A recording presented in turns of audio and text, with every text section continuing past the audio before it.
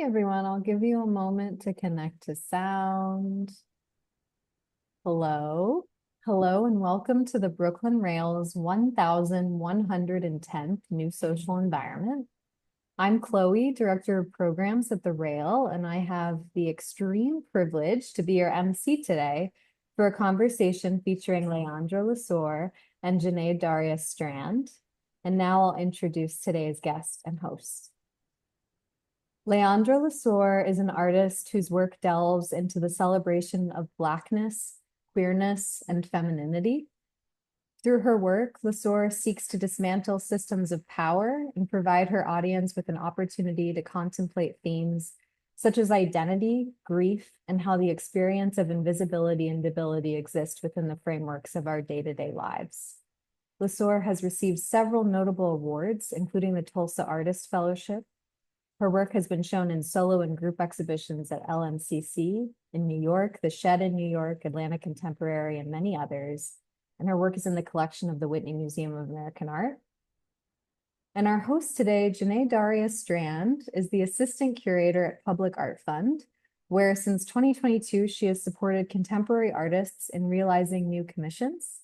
Formerly, she was a curatorial associate at the Brooklyn Museum. She has curated independent projects for Nada Miami, TD Bank, ISCP, White Columns, amongst many others, and has contributed written work to publications by the Studio Museum in Harlem, Brooklyn Museum, and more.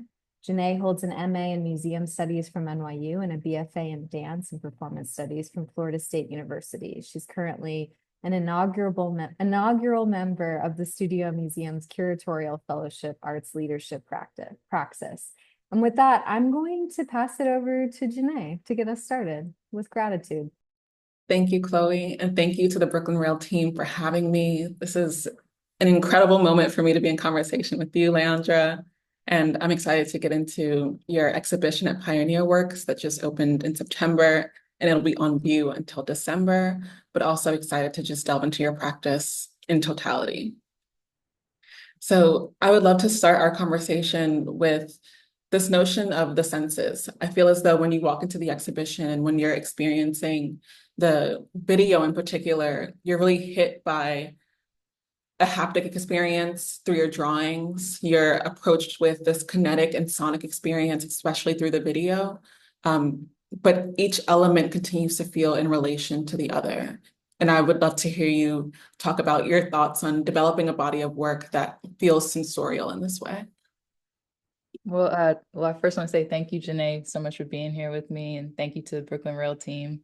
It's really a pleasure to be in this space and for everyone who's here with us. Yeah, to answer that question, as soon as you actually enter into the space, you have to walk up to the third floor, and you're hit with the kind of yellow glow of light. We really wanted the entire kind of third floor space to have this glow that mimicked the stained glass that is seen in the actual physical space where the video is played. And I'm always thinking about within the works I create, how to kind of extend the body, or the experience of the body into material form. For instance, with the stained glass and even the glass the glass sculpture that is in the space, thinking about the way light passes through. There are these remnants and flickers of light that kind of stay in the space that I'm hoping will hold someone who's visiting the space for a moment in time so that they can kind of sit with how they're processing and feeling in the body. And then even with the drawings and the paintings, the gestures that I was using to actually make marks on the canvas and on the actual cotton paper, are gestures that I took from visiting the site. So I'm really just thinking about all of these things kind of being extensions of the body and remnants of the body, and hoping that as someone kind of visits the space, they feel that as well. And then with the video, obviously there is kind of this tense feeling as a viewer, because you're watching my body in collapse. And kind of awaiting the moment where the actual event takes place, where the collapse happens. But I'm actually kind of holding that from you. So there is this tension that kind of builds. in the body as a viewer. And you're also feeling that alongside this kind of soundscape, obviously my voice layering over with words that are explaining kind of the history, but also expressing this way that the history and my own personal kind of navigation of that history exist. But you also hear this kind of thread line drum kick that kind of guides you through the entirety of the video, which for me feels almost like a heartbeat. So I'm really wanting to kind of push into this way that we connect with one another. Like, you know, you're actually seeing my body in all of these different formats, but with the sound, I really wanted to kind of layer in this almost visceral kind of thump that allows you to actually experience another human being on the other side of the artworks that kind of pushes into this human experience. I love that. I feel like that's a perfect segue into showing folks the video and showing the visual behind exactly what you're describing.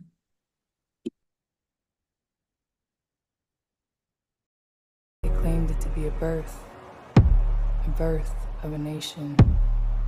They claimed it was written in lightning.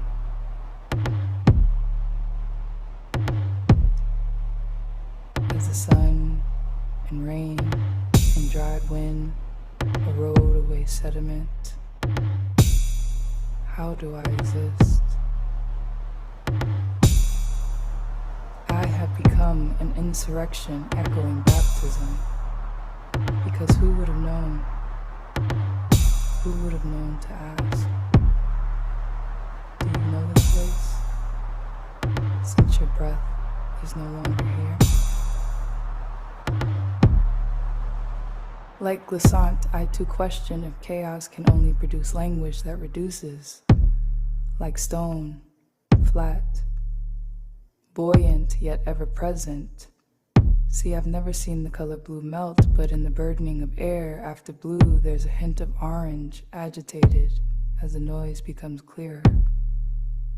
And in this moment, this is a gentle violence that has rested quietly for a mere lifetime.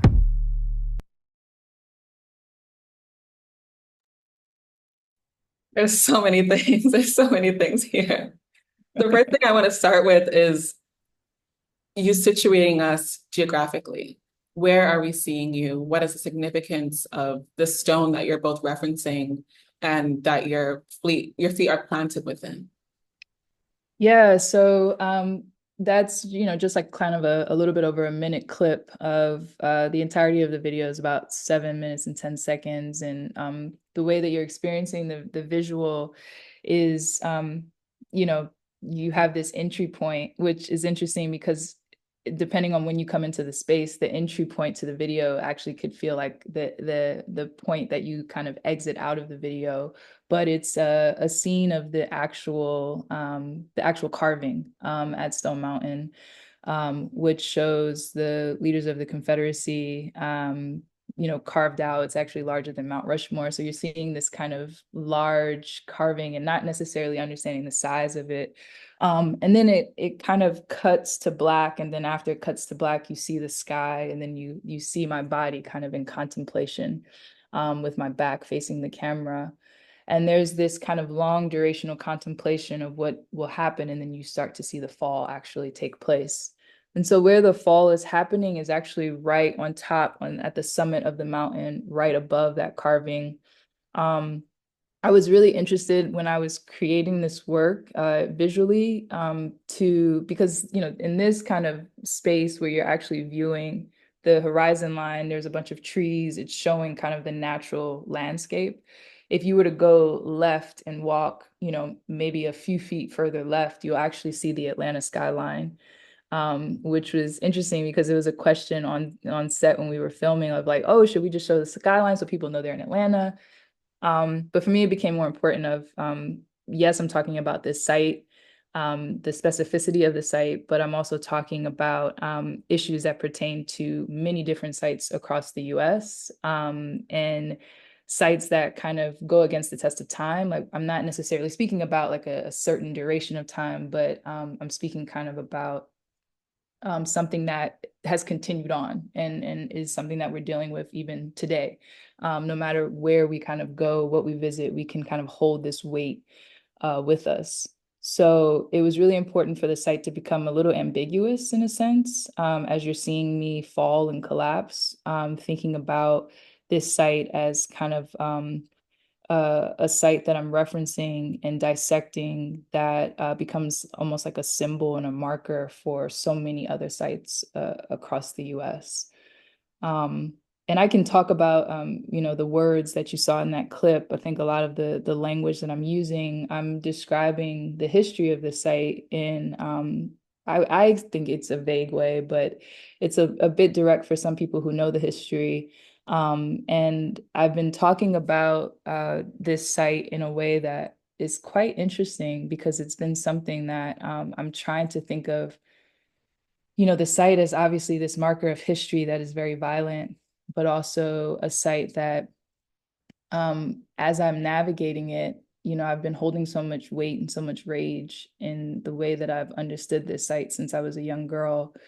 At this point in my life, I am thinking about what happens after the rage. The rage kind of has to transition into another feeling and another sentiment. And that sentiment has become a sentiment of reverence, not for the Klan or the history and the violence when we think about racial justice, but I'm thinking about reverence for a body, my body, that has to continuously re-navigate this site and sites just like it all across the US.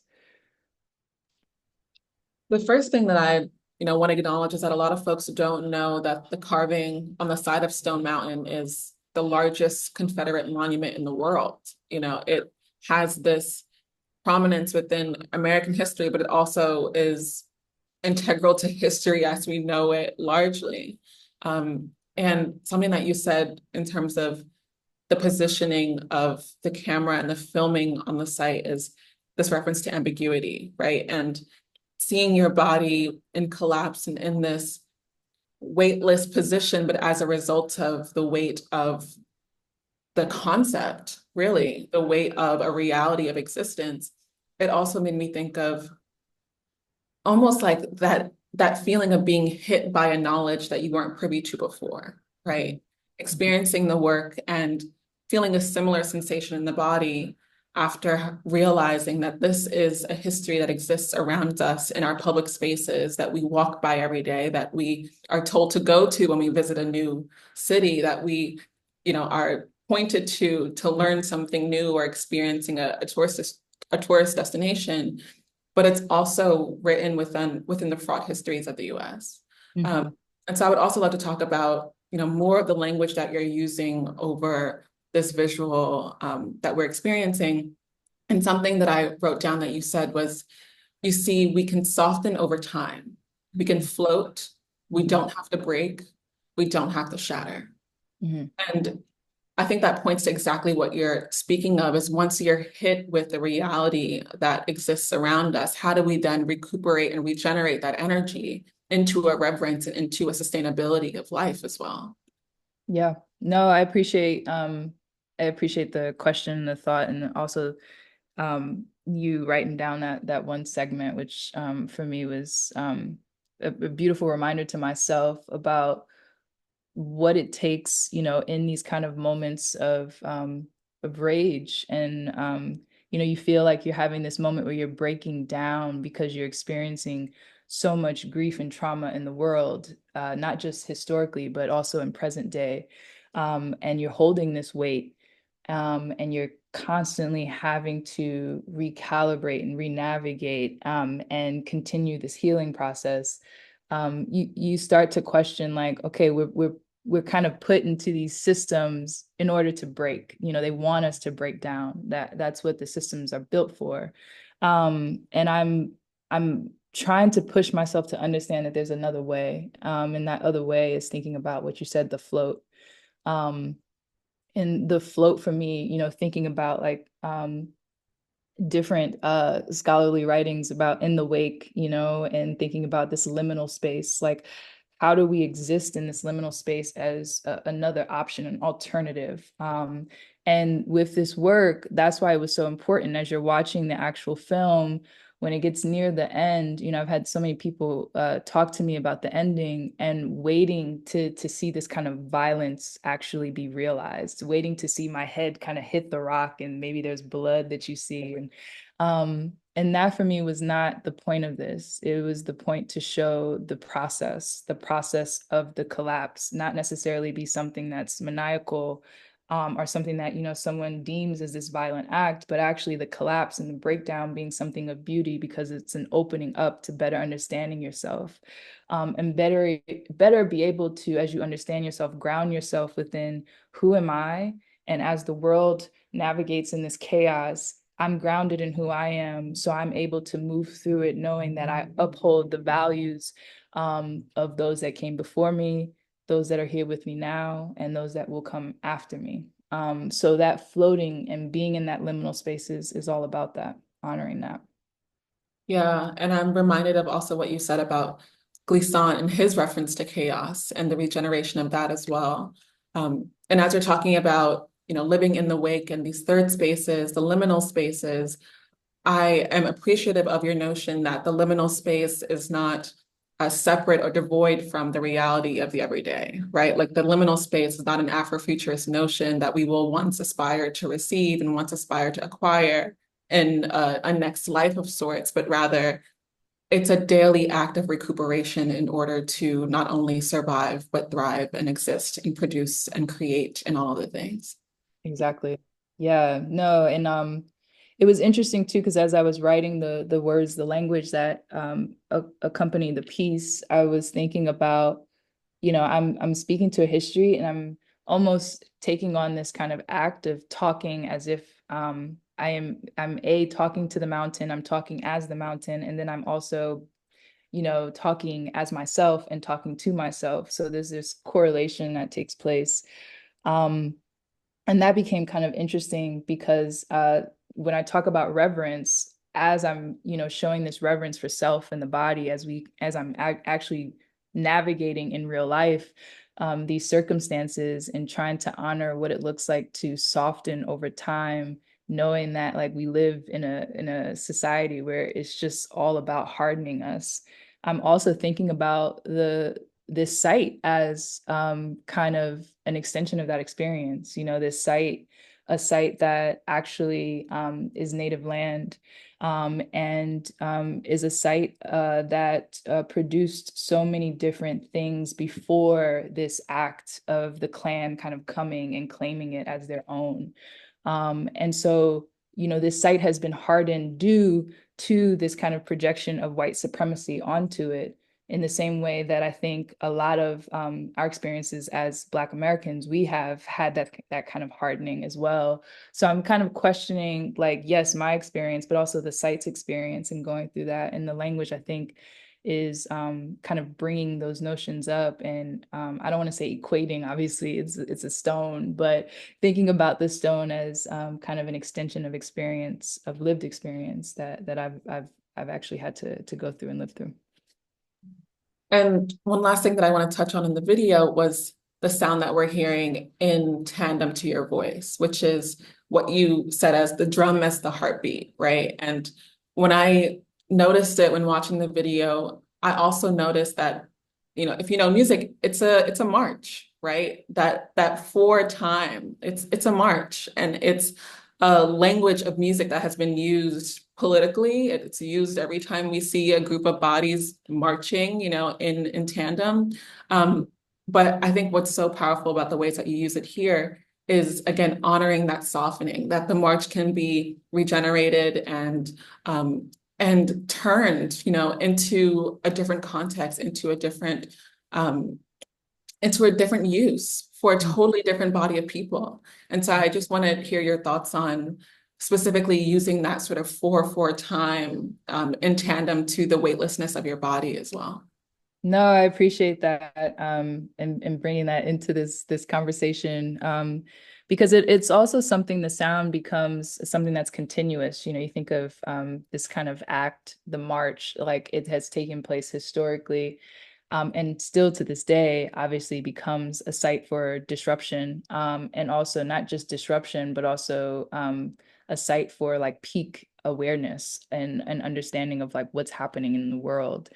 And so thinking about like the actual soundscape becoming almost this reference to that is very important, but also thinking about it as this just continuous act. It's not just something that is going to happen and then it's done in the same way that a march just doesn't happen and it's done.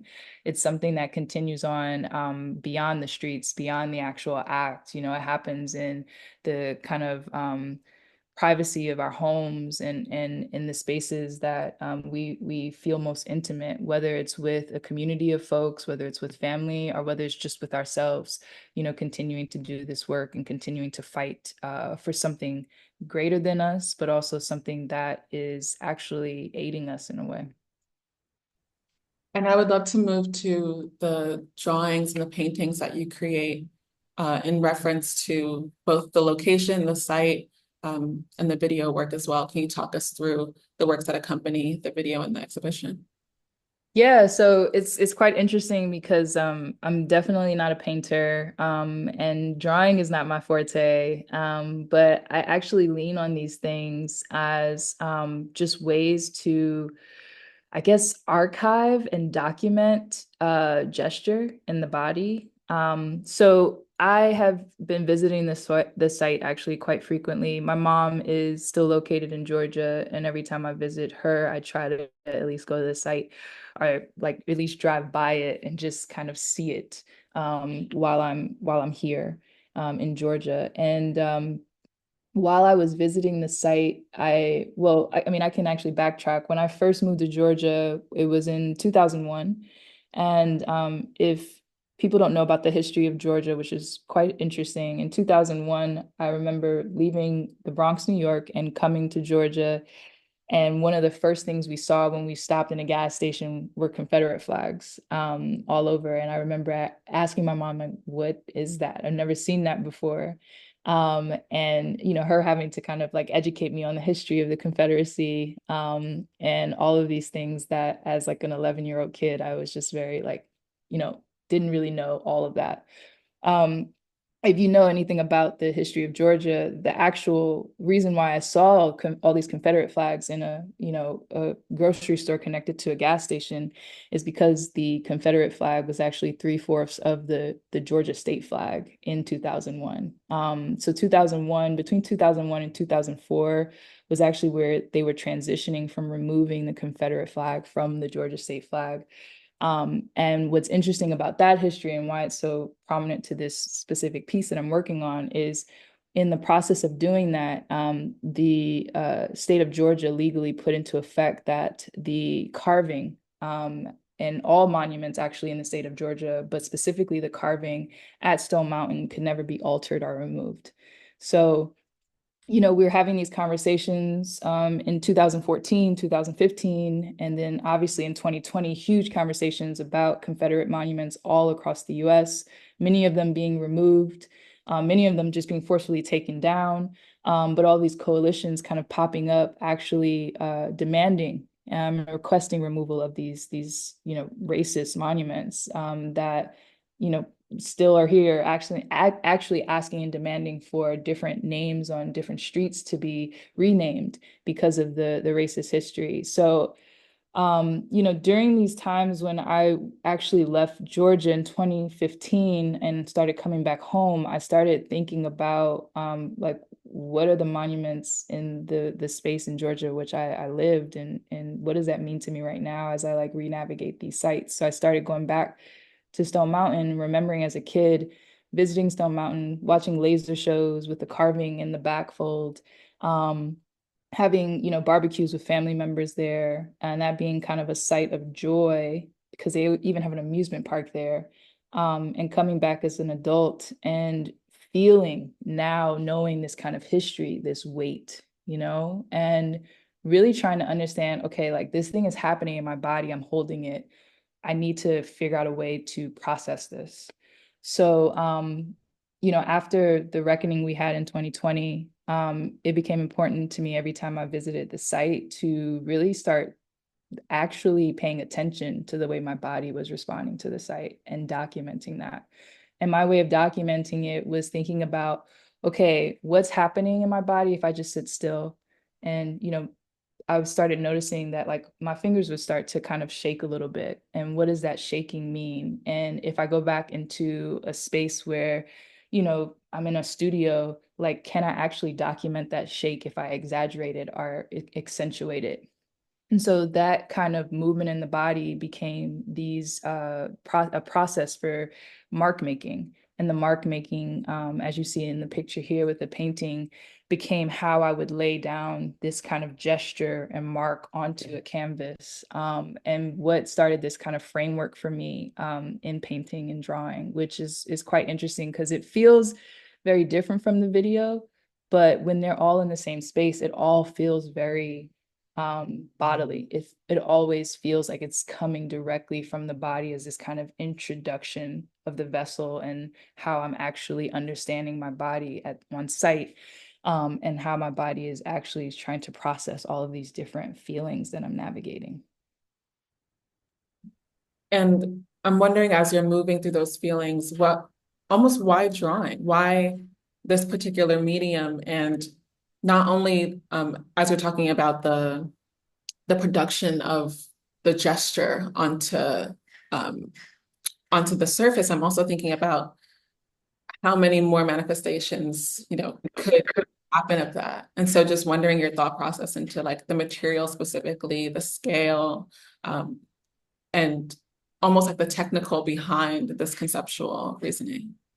Yeah, I mean the paintings, I don't know why the paintings, I'll be honest with you, it was just a feeling of like, I want to see this gesture and this mark being made with a certain color. And when I started actually working on this particular project, these different colors, for instance, the kind of blue and yellow and red that you see here, I was thinking about these kind of visceral memories I have of visiting the site as a young kid. There's this lake that kind of accentuates, or it sits right around the actual stone mound. And on a clear like fall day, I remember having like, these kind of beautiful memories of the way that it reflected the sky. So that kind of being like a tonality and color that I wanted to bring in. And then the yellows and the reds were actually kind of reminiscent of like the fireworks. But as I started marking, they also felt very bodily and somewhat violent in a way, in the way that my body was kind of pressing them down. So that became interesting because it's not a process where I'm like thinking too much about it. I know that I have this framework of like, there's a gesture there, there's a mark that's going to be made. There are colors that are specific to memory, but as the body kind of moves, it becomes this thing where I try to remove the thinking and the thought process and just have the body have this intuitive experience with the canvas. And working with paintings, I can work with these kind of large scale, sheets of canvas and really allow the body to kind of move across it. With the drawings, those became interesting because I was actually like traveling with this pad and really just thinking about like the way in which like in the last visit I had taken to Stone Mountain, the way in which my fingers just like were really wanting to just press on something. So I have a lot of these like fidget tools that I have to use sometimes when I have social anxiety. And I just remember when I got that pad, I just kept like wanting to push my finger and almost like just push it across. So there became this like staining process that I was quite interested in. And with the drawings, I started kind of staining first with charcoal because that felt like very similar to how I was envisioning the stone, and the actual kind of deterioration that was happening on the stone that feels like very kind of like gray and haunting. And then I went and became obsessed with, there are these rare yellow daisies that grow on the summit of the stone. And I started foraging them and wanting to start staining with the yellow daisies and figure out like what that becomes. So the drawings became almost this, I don't know, this kind of symbol of the daisies, but in a very kind of intense and maybe almost violent staining process with that as like a dye. of sorts. So it's interesting because sometimes I don't know the necessarily the why and why I'm doing certain things or choosing certain materials, but then as I'm doing it and the body is responding in real time, it just feels right. And then from there, it becomes something that I start to understand more and more like, okay, I did this because I had to have this kind of smaller space to really kind of push in to the actual sheet I was working with, or I had to have this larger space to give my body more space to really kind of like move with the gesture and really create the mark in a way that felt right. So I think sometimes things happen intuitively. Yeah. And as you were talking about the attribution of color to your memories, the tonality in color, I immediately was thinking about Richard Mayhew and his color field paintings, who, rest his soul, recently passed away. But the ways that he talked about his paintings not reflecting an actual landscape, but rather reflecting an energy and a memory and an emotion. And so the attribution of color to emotion and the way that you are thinking about that in your painting as well. And I would love to turn to the work that we see on the screen here.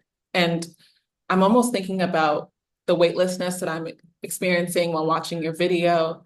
I'm thinking about the gesture as I'm looking at your painting, but also thinking about almost like the hug and the crushing as I'm seeing the bends and the folds of this work. So can you talk us through this as well?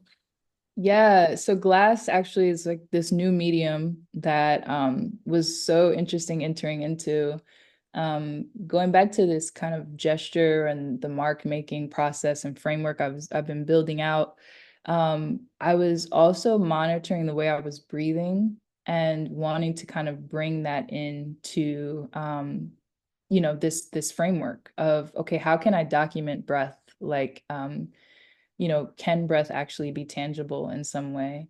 And in the process of the glass making, when you go to blow glass, I would go in there and I would feel like really out of sorts because they're like, okay, like we have to make this kind of beautiful like thing that doesn't break. It's like it has to be sturdy, it has to be built out in a certain way.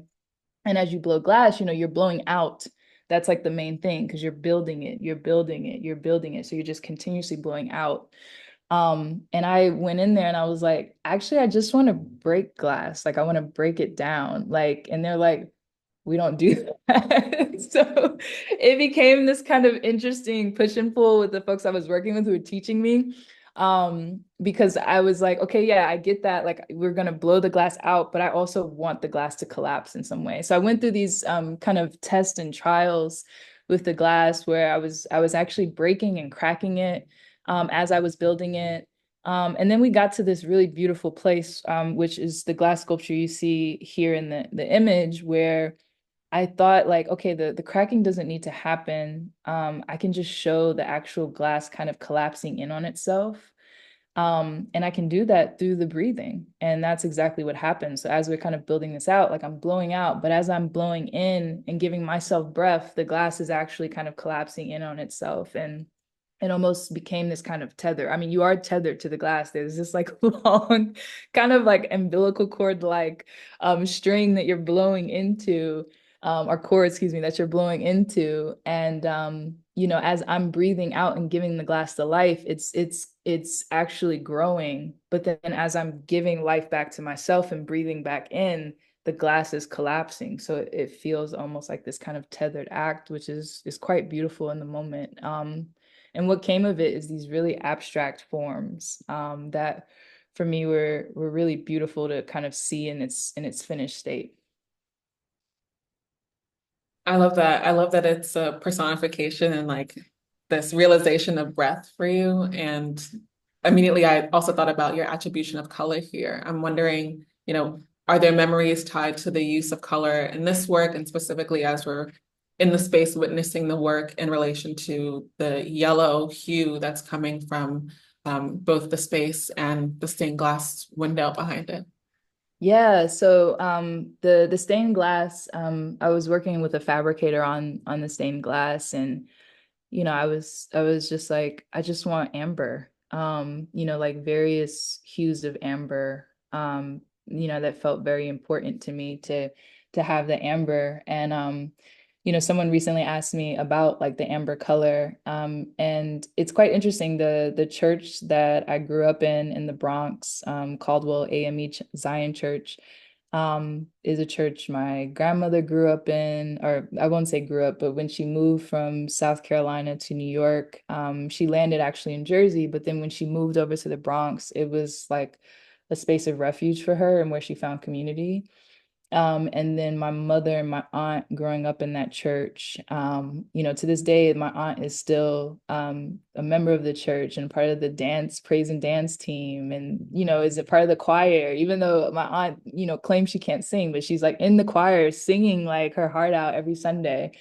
But it's a church that when I grew up, we used to go there and visit before we moved to Georgia. And I remember when we would walk in, a visceral memory I have as a child is seeing this kind of amber stained glass and seeing these kind of particles floating, like right in front of the stained glass. And there's a line that I actually bring up in the piece, talking about brown and orange and gold particles lifting up a body that has chased adornment. So I'm actually like referencing this kind of visceral moment of like lifting up a spiritual kind of, a spiritual element, a spiritual space, and in that tying back to this space of reverence. And so the gold or the amber stained glass was important to add in there. It's a kind of homage to my grandmother, to this site, a church that was a site of refuge for so many before me, but specifically for my grandmother, who was a huge matriarch in our family. And then a site for me where I was able to find reverence, as a young girl. And I try to bring that into kind of everything I do, some type of form of reverence. So it felt very important to kind of add this touch of amber glass specifically. And I wanted to, basically just kind of sit or position the glass sculpture right in front of it, because the glass sculpture, especially through this tethering process, felt like it was kind of like an extension of me, and an extension of my body. So when I think about this act of, reverence for the body, this in particular is what that is. And the blue, I usually work with blue and red a lot. It's for a long time been my way of kind of interpreting a symbol of freedom, thinking about the flag and, the red and blue of the flag. But when I'm thinking about these colors, I've broken it down to blue as kind of me really navigating the interior space and the ways in which I'm feeling, whereas red is really focused on this kind of bodily gesture. So as I was creating this glass sculpture, I was really, really focused on the interior and the ways in which like my breath as this interior space was creating the glass, but also how my breath was responding to the site. I love that because I would imagine that, churches are, if not anything, sites of exaltation, right? Like they, especially in Black culture, are sites for extending that exaltation to the body, to the voice, as much as you are to the heart and to the spirit. And so to see the manifestation of that in the stained glass, but also in its relation to like, as you're experiencing this spiritual, sort of encounter, you're also taking note of like the fine-tunedness of life, the particles that are existing around you, as much as you are like the grandness and the possibilities and the hope that you will receive, once you leave that space and take that feeling with you elsewhere. And I also love how much of this work is autobiographical for you. So much of your life shows up in every single part of the work. And I think that extends really well to the title, which we haven't talked about yet. And so would love to hear you talk about the title, your attribution to this body of work, and the notion of autobiography that exists between both. No, I love that tie-in. And thank you for that question. Yeah, a lot of people when they see the title, they automatically think like, oh, it's just about monuments. And obviously this monument in particular, there's a law that says that it can't be altered or removed. So it's about this monument being eternal.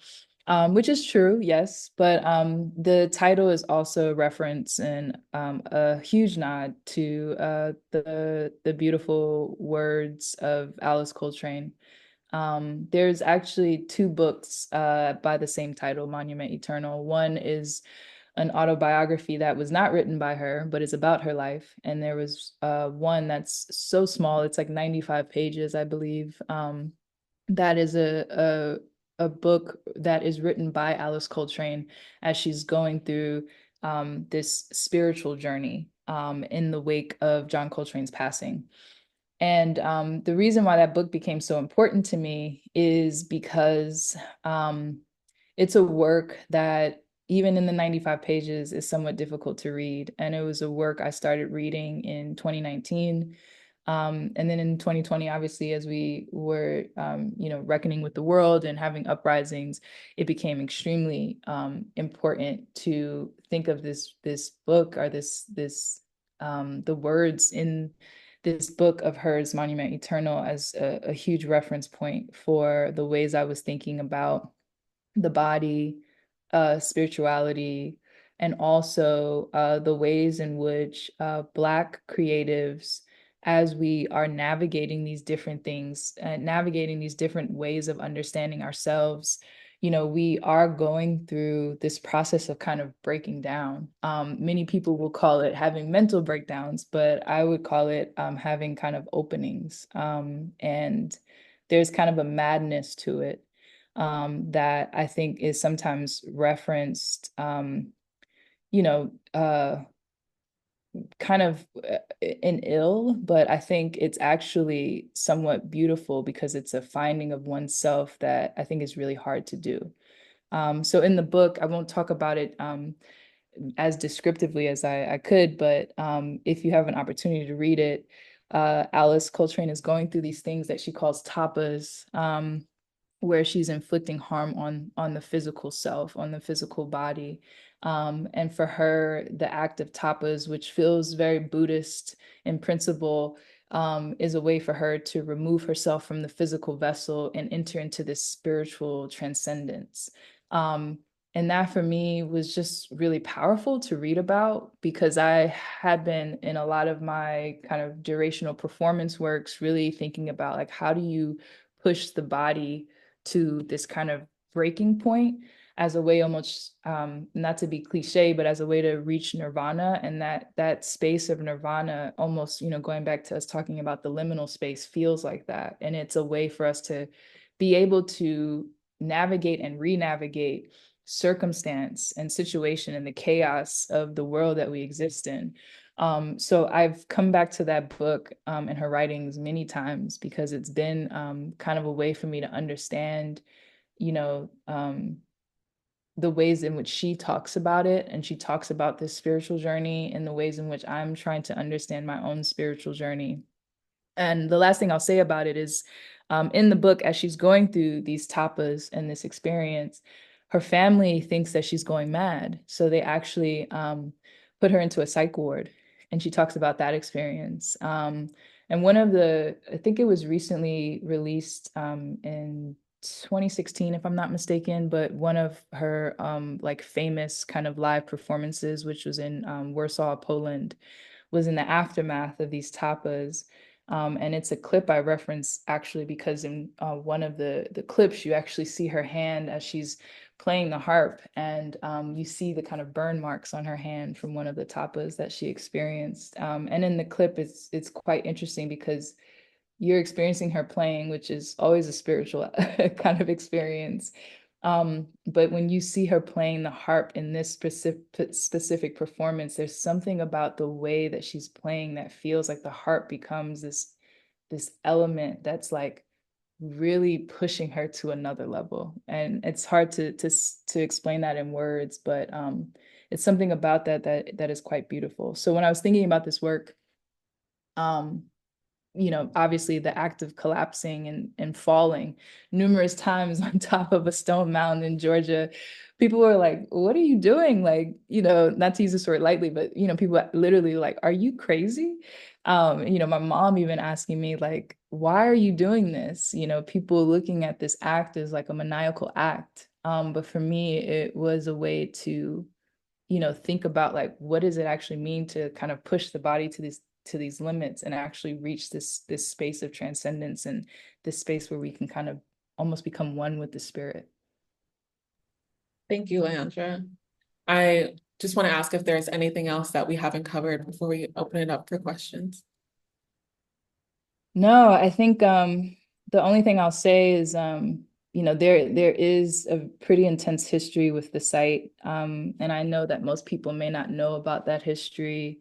The carving is quite large, like you said earlier. It's larger than Mount Rushmore, and it's one that I think is kind of almost hidden in history because when it started, it was during a time, obviously, where there was a lot of conversations about, you know, what was happening in the world in terms of racism in a kind of post-slavery world. But obviously, these things still coming up because of the Klan.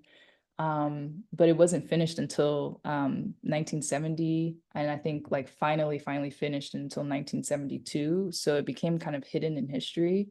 But there's a lot of history there that I hope people will do research on and just like look up. And I have 2 links that I'll share that I think are really helpful for that. I'll share it in the chat.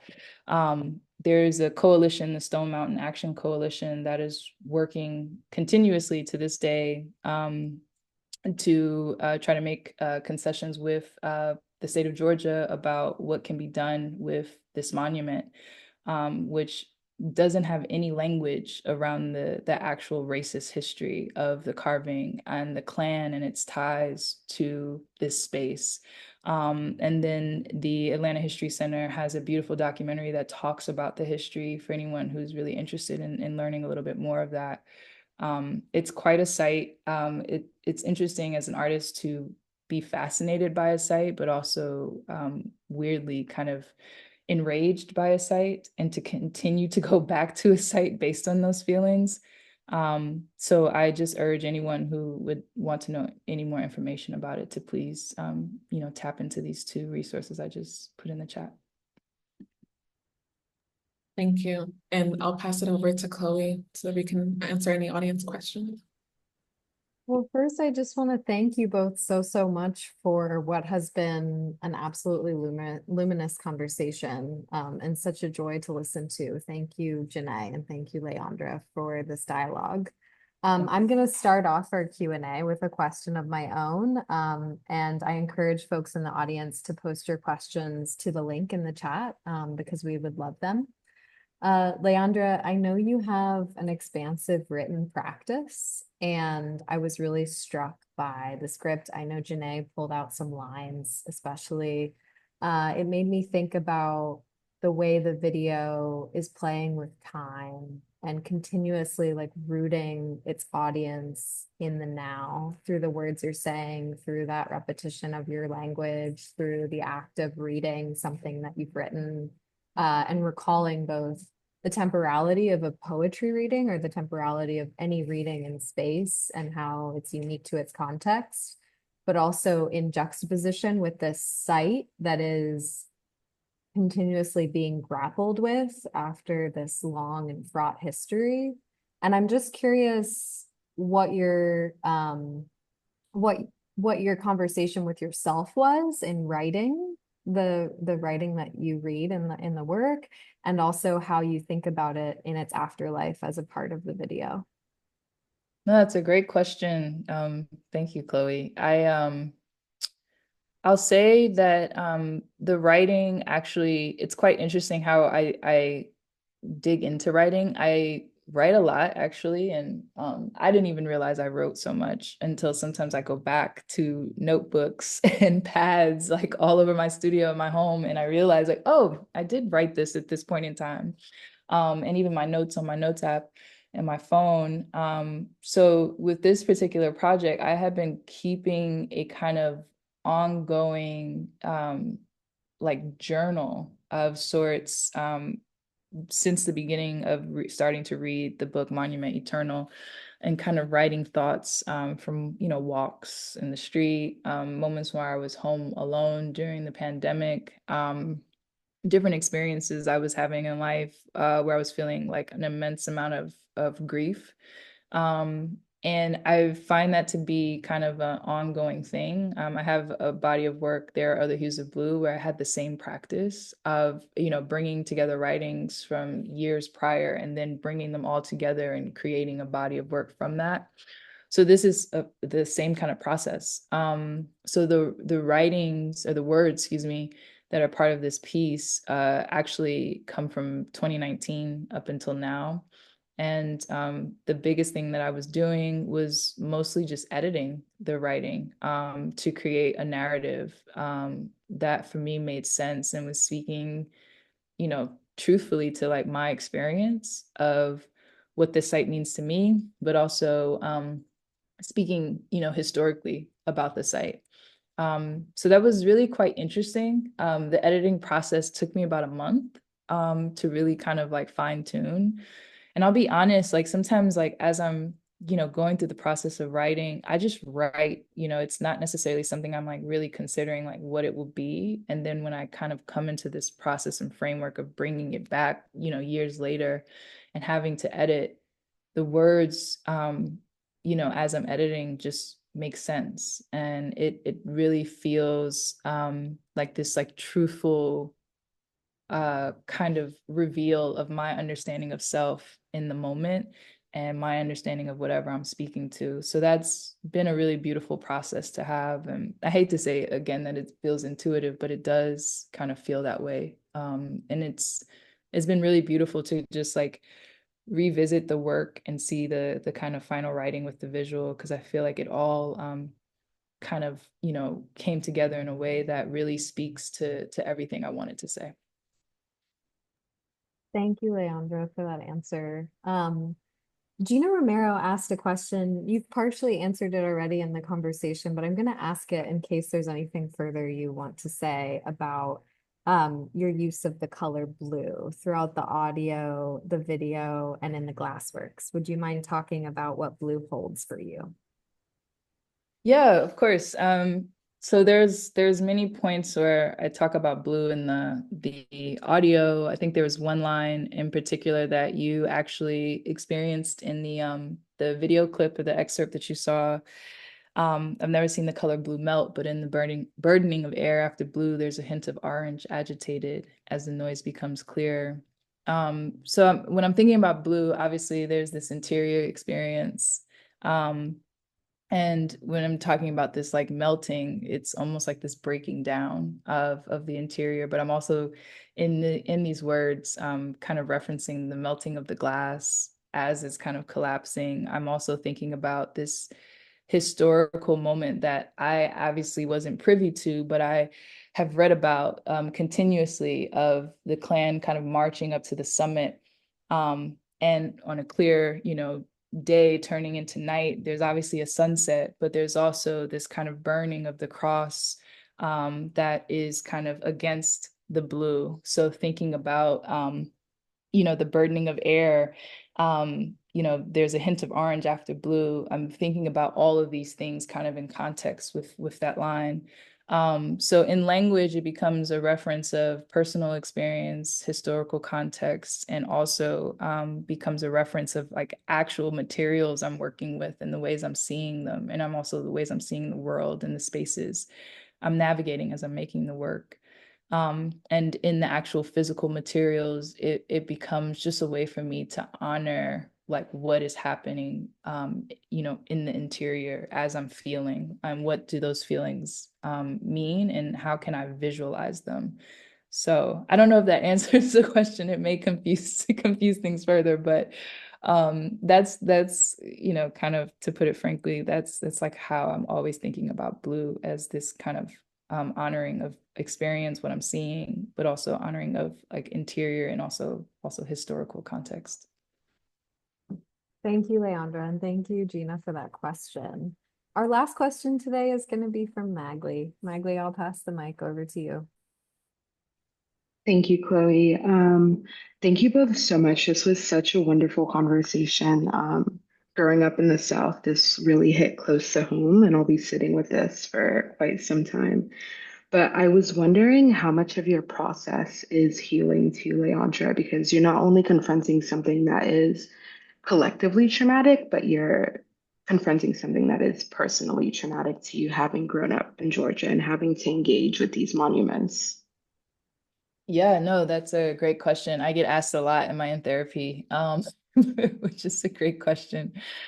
Um, the work for me is a way to, in real time, process all of the things I'm navigating. What I've had to really consider from a long time ago is uh, being really intentional about not putting out all of the emotions that may be experienced as something that could, cause harm, whether it's to myself or to another person. When I say that, I mean, like, if there's rage that exists, if there's like a deep level of sadness that exists, I'm always trying to consider and be intentional about, like, okay, those emotions and those feelings, our energy, and how can I just like kind of recalibrate that energy into something other.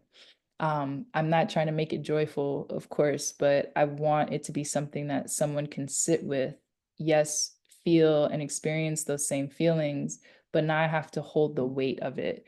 And when I say not have to hold the weight of it, it's not that I'm not asking someone to do the work, but I don't feel it's my job to perpetuate the things that we already experience in society. I just want to highlight it and also just make room for all of us to feel those things and be able to leave with an experience of questioning, like, okay, what was that for me, and how can I better understand those feelings that I'm feeling right now. So to answer the question, I guess, is I am kind of processing. And I think the reason why sometimes it takes me a long time to create works is because it takes me a while to process like what the anger is that I'm feeling when I'm approaching a specific theme, and being able to actually like transform that anger into something else within the art. So sometimes it takes over a year for me to create things because I really need that time to do that, so that when it's publicly viewed, it's not something that just is rage. It's something that, yes, is rage, consists of that, but it's also something outside of that as well. So yeah, it's very therapeutic for me, and something that allows me a space to, I think, have a clear voice around what it is I'm experiencing and feeling in the moment. Thank you so much. Thank you. Thank you so much for that question, Magli, and thank you for your answers to those questions, Le'Andra. We are going to close today with a poem that Le'Andra has chosen a reading that I'm going to share with you all. Le'Andra, do you want to say anything about it before I share it? Yeah, I'll just say I'm, as always, continuously grateful for the life of June Jordan. Even with her not being here, she's still alive and present in all of us. And in what we are dealing with right now with an upcoming election, the grief of what the last I will say 4 years have been, but many years before then have been, I think I continuously come back to June's words as a way to, like I said before, hold space for rage, but also hold space for love. And as we are witnessing a genocide, I think it's hard for a lot of us to have answers to how we continue on. And I wanted to bring June's voice into the space to just offer space for us to just consider the ways in which we can hold those words and really think about what we're doing in our day-to-day lives to push back against what is happening in the world. So I thank you all for being here and for listening to me, to Jenée, the Brooklyn Rail, everyone that's part of the Rail. And I'm also so grateful and thankful to June for her words. Thank you.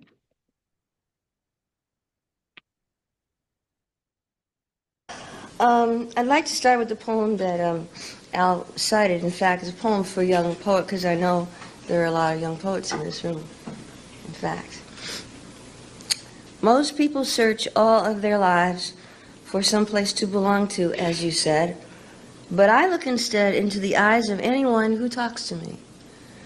I search for a face to believe and belong to, a loosening mask with a voice, ears, and a consciousness breathing through a nose I can see. Day to day, it's the only way I like to travel, noticing the colors of a cheek, the curvature of brow, and the public declarations of two lips. Okay, I did not say male or female.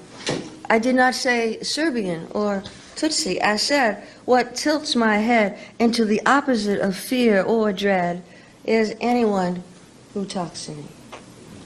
A face to claim or question my next step away or else towards.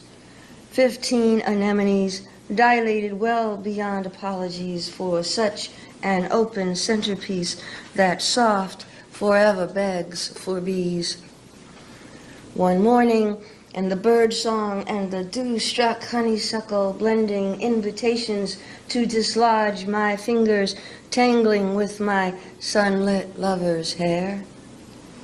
A face to spur or interdict my mesmerized approach or else my agonized reproach to strangulations of the soul that bring a mother to disown her children, leaving them alone to feed on bone and dust.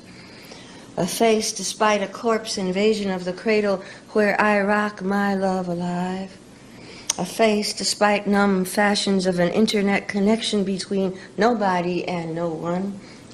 A face against the narcoleptic antiseptic chalk streaks in the sky that lie and posit credit cards and starched de facto exposés as copacetic evidence that you and I need no defense against latrine and bully bulletproof decisions launched by limousines, dividing up the big screen into gold points cold above the valley of the shadow of unpardonable, tiny, tiny, tiny, this breathing and that breath, and then that and that death. I search a face, a loosening mask with voice, ears, and a consciousness breathing through a nose that I can see. I search a face for obstacles to genocide. I search beyond the dead and, driven by imperfect visions of the living, yes and no, I come and go back to the eyes of anyone who talks to me. Bad there. That was so beautiful. Thank you, Le'Andra, for reading that poem to close us out today. And thank you, Le'Andra and Jenée, for just such an incredibly inspiring conversation today. Thank you as well to the team at Pioneer Works who pulled together all of those beautiful images that we looked at today. And thank you to the Terra Foundation for American Art who sponsor our NSE programs and make conversations like this one possible. You'll be able to view this conversation shortly in our archive. And if you're free tomorrow, join us for a conversation with Leopoldo Gu and Andrew Woolbright on the occasion of Elefante at Povos Gallery in Chicago. And as is real tradition, you all can now turn on your microphones and say hello and goodbye as you leave. Thank you so, so much for joining us today. And thank you again to Le'Andra and Jenée. Thank you. Thank you, Thank you Jenée. so much. Thank you so much. Hi, Le'Andra. Thank you, Le'Andra. Thank you, Jenée. That was Thank so you, Le'Andra. beautiful. Bye, Le'Andra. See you Have a soon. good day. Thank you so, so much. Thank you. Thank you. Bye, everybody.